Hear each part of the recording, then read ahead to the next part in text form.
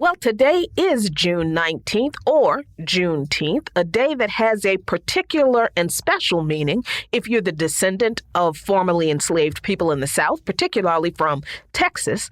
And I always like to correct the narrative that the people who were enslaved in Texas did not know that slavery was made illegal through the Emancipation Proclamation.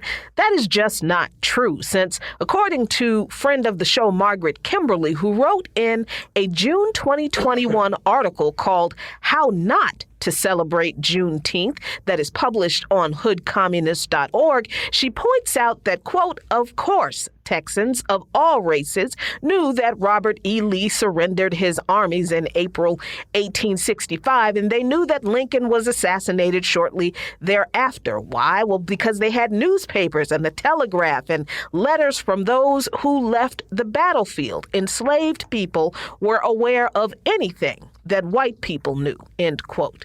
So why did it take 2 years for Texas to comply with the Emancipation Proclamation?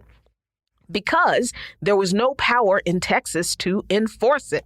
But you have to understand what the Emancipation Proclamation actually did, though. In Lincoln's effort to keep the remaining slaveholding states that had not already seceded from doing so, the Emancipation Proclamation, which was issued on January 1, 1863, which was 3 years into the Civil War, only applied to states that had already seceded.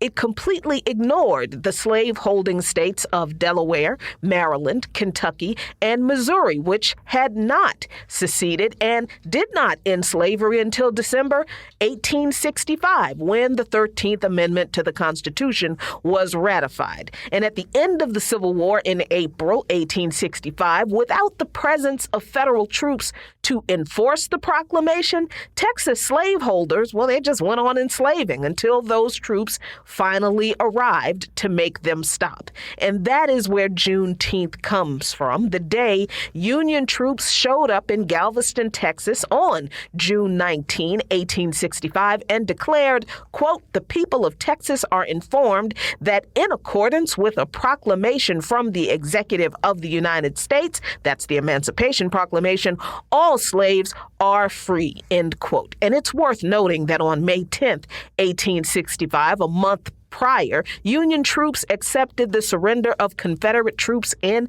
Tallahassee, Florida. And on May 20th, Union soldiers announced the Emancipation Proclamation there.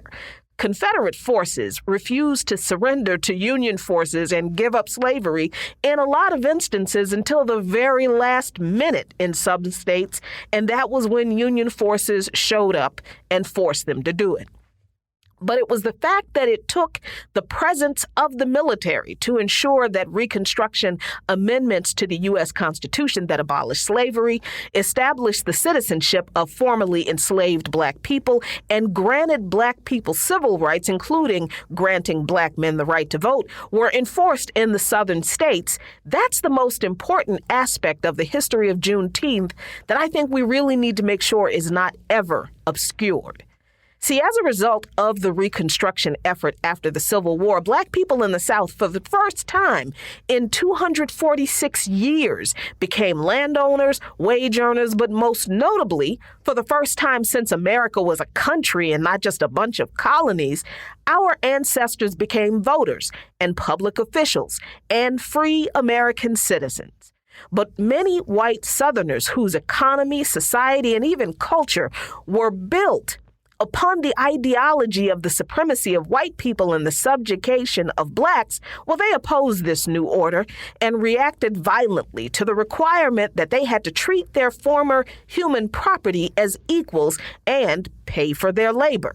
Plantation owners and non-property owning white mobs alike attacked Black people simply for claiming the freedom that they fought for. And in the first 2 years after the end of the Civil War, thousands of Black people were murdered. Congressional efforts to provide federal protection to formerly enslaved Black people were undermined by the U.S. Supreme Court, which overturned laws that provided remedies to Black people facing violent intimidation.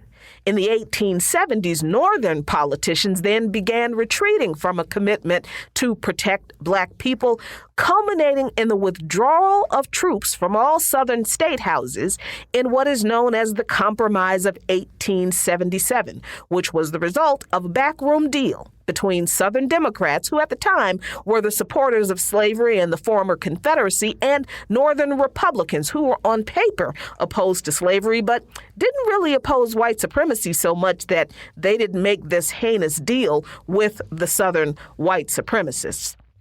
See, in the 1876 presidential election that featured Confederate sympathizing Democratic candidate Governor Samuel B. Tilden of New York and Republican Rutherford B. Hayes, governor of Ohio, who wrote that he would bring, quote, the blessings of honest and capable local self-government to the South. In other words, he promised that he would restrict federal enforcement of unpopular Reconstruction-era policies in the South. Now, this was the candidate for the allegedly anti-slavery Republicans already trying to appeal to the former Confederate states. But by election night, Tilden had 184 of the 185 electoral votes needed to win the presidency and was leading the popular vote by 250,000. But the Republicans refused to accept that and accused Democrats of intimidating and bribing black voters to keep them from voting in Florida, Louisiana, and South Carolina, the only states in the South with Republican governments. And Democrats also accused Republicans of corruption, with South Carolina, along with Florida and Louisiana, submitting two sets of election results with different results. Meanwhile, in Oregon, the state's Democratic governor replaced a Republican elector with a Democrat, alleging that the Republican had been ineligible, but not providing any proof that he was, thus throwing Hayes' victory in that state into question as well. So finally, in 1877, Congress set up an electoral commission to resolve the disputed election. Republicans then met in secret with moderate Southern Democrats to get them to not oppose the official counting of votes with a filibuster, thus ensuring a Rutherford Hayes presidency, and to accept the civil and political rights of African Americans, which the Democrats agreed to on the conditions that Hayes would appoint a prominent Southerner to his cabinet, that he would support federal aid to build the Texas and Pacific Railroad, and most importantly, that Hayes would withdraw federal troops from the South. His election now not opposed by Democrats, Hayes becomes president, and he did appoint a Southerner to postmaster general, but he did not approve a land grant for the Texas and Pacific Railroad. But 2 months into his term, he did indeed order federal troops from their posts guarding Louisiana and South Carolina state houses, allowing the Democrats in the former Confederacy to seize control in both of those states, which restored their power all across the South.